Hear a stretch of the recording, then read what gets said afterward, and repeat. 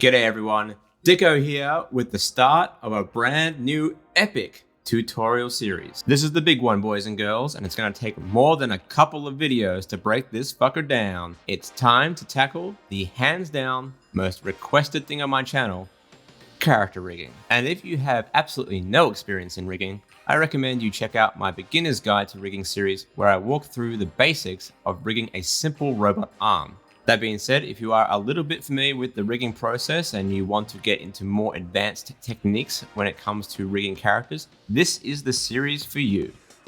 And to kick off this series, I want to get you into the right frame of mind. And if you skip this damn video and jump right into the rigging of your character, then I can tell you with absolute certainty that you're going to have a really bad time. Because this series is not for the faint of heart. At the same time though, it is also really fun. Seeing your characters come to life through animation is an amazing feeling, so treat the rigging challenge with that end goal in mind. And while I'm going to try and make it as comprehensive as possible, there will be moments where you will find the need to make changes or choices of your own, and I will only be able to give you my recommendations on the approach. I talk about this a lot in my videos, but in this case, it's absolutely imperative that you understand that active learning is key here. Don't expect answers for a very specific use case. You will need to adapt what you learn here to your own rigs and workflow. That being said, I am going to give you options. At different stages of the rigging process, you'll be presented with up to 3 different levels of complexity for a particular part of the rig. It'll be up to you to choose which method to follow. And of course, I really want to do this one justice because, again, I'm coming from experience and there is never one way to rig things, and there is no hard and fast rules when it comes to rigging. But there are definitely good practices that you need to understand in order to make your own kick-ass rigs. For example, creating a rig for a game engine is way different than trying to rig for something used in film. So, with all that told, and in no particular order, here are my top 10 good practices for rigging characters. And of course, while I ran through that, here is a time lapse of me rigging up one of my main characters for Black Curtain, Evie, starting at number 10. And that is, do the research, communicate, and plan ahead. This one is so damn important. Research isn't just about the technical stuff either. It's about researching for the project itself as a whole. The movie, the people working on it, the budget, the time you have, the goal of the project, the animation style used. All that stuff matters big time. And knowing all that stuff will tell you not only where you need to place a focus on things, but it'll also tell you where you can save time and cut corners. For example, there's no point in building a full body rig if you're only going to be seeing a character's upper body for the entire project. And you will know that by communicating with your client, the director, or even yourself about what needs to be made. And as selfish as it sounds, you also want to take away the liability from you and put it onto someone else. By doing the research and asking the right questions as early as possible, you can then be certain that if and when things go wrong, that it wasn't because of your poor planning. Okay, number 9, and that is understand the use case. So understanding how a rig is going to be used is really important. And in some cases, you don't even need to build a control rig. You can get away with just building a deform rig and animating with that. On the flip side, you might have to build something super complex and cartoony with, noodle arms and infinite twists to get some crazy cartoony effects. So to save yourself both time and effort, it is really important to know what the end goal is. So another example would be, for instance, if you plan on using the animation rig in a game engine. So in this case, exporting animation out of Blender or Maya into a game engine has some very specific limitations and requirements. Stuff like bendy bones, lattices, and other deformers aren't really able to be exported into game engines like Unity or Unreal. So it's really important that you read up on the documentation for those different platforms so you can build your own rigs to suit those requirements. Even super nerdy shit like the maximum influences a mesh can support for a particular rig in a game engine is important to know when rigging for something like that. Okay, number 8, and that is know thy animator. So what do I mean by that? Well, you gotta ask yourself, who is animating the project? Are they tech savvy? Do they understand rigging at all? Do they like more controls or less controls when it comes to their rigs? Do they need certain features to animate a particular shot or to animate in a particular way? These are all the questions you need to ask yourself if you are the animator yourself, or ask someone else who is going to animate the shots in order to rig an effective character rig. And that leads me straight into number 7, which is rig for the animation. Do not animate to the rig. And by that, I mean that if the animator is constantly having to counter animate or is coming across annoying roadblocks that prevent them from doing the right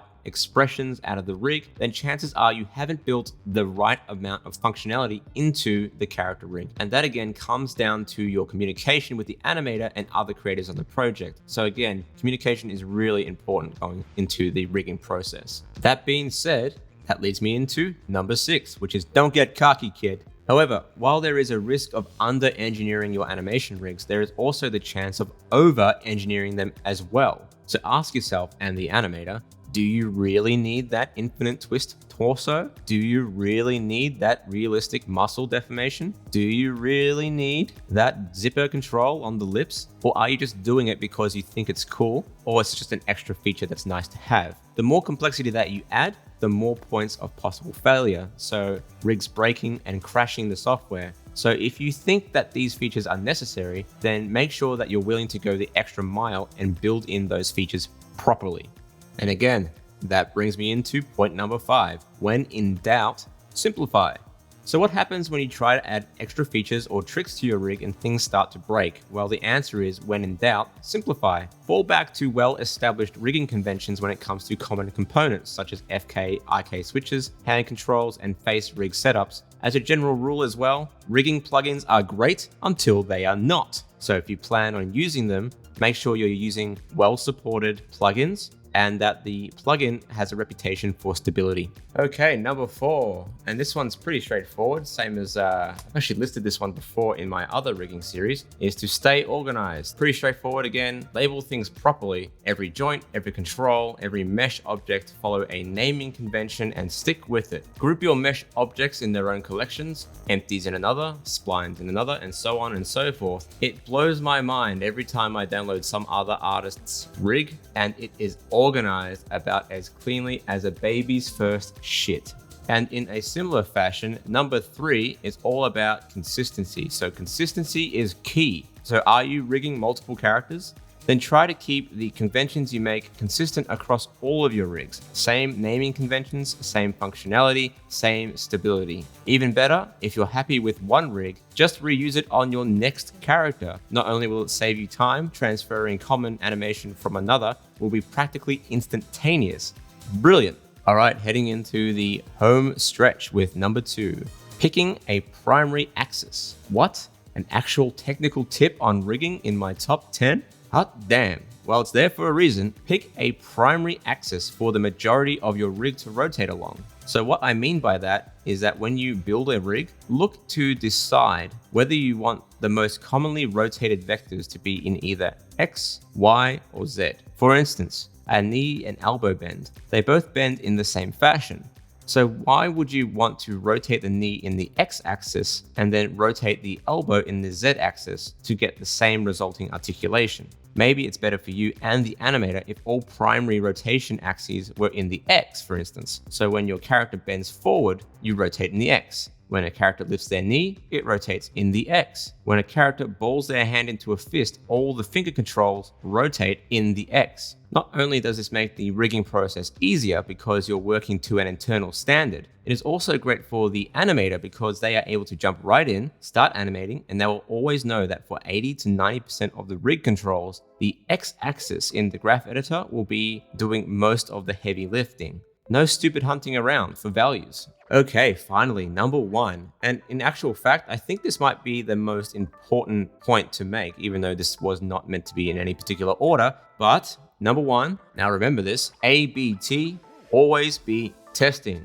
From start to finish, always work on your rig with the deformed mesh attached. Don't wait until the very end of the rigging process to start skinning your character. And this is something I see with a lot of tutorials. They always do this and it pisses me right off, because the worst thing you can do, and experience mind you, is going through the process and hard work of rigging a complicated animation rig only to skin it to your mesh and find that all the points of articulation are in the wrong fucking place. So please be smart and bind your mesh from the very beginning. Trust me, you will thank yourself later. And you'll see me do this throughout the video series as well. So when I'm building out my character rig, you'll see I start with a very simple deformation rig to start off with. Just enough joints and bones to understand where those points of articulation ought to be, and then I start adding the complexity after the fact. So start simple, get a deformation rig up and running as soon as possible, work out your points of articulation where they work best, and then start to flesh out that construction. So yeah, there's my top 10 recommendations for how to think and approach the rigging process from start to finish. I hope it's been useful. I think it is. I think it's essential to understand these principles. So in the next video, we'll start to work out the different kinds of basic components we're going to be using in our rigs going forward. And that's going to be a lot of fun. I can't wait to show you these techniques. So until then, catches and have fun.